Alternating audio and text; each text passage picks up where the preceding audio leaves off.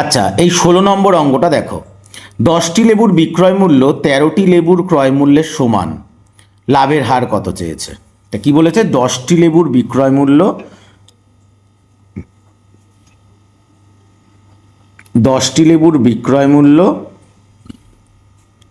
13টি লেবুর ক্রয় মূল্যের সমান, 13টি লেবুর ক্রয় মূল্যের সমান।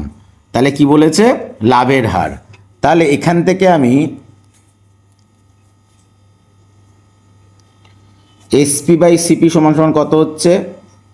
13/10, তার মানে সেলিং প্রাইস বিক্রয় মূল্য 13, কস্ট প্রাইস ক্রয় মূল্য হচ্ছে 10। তাহলে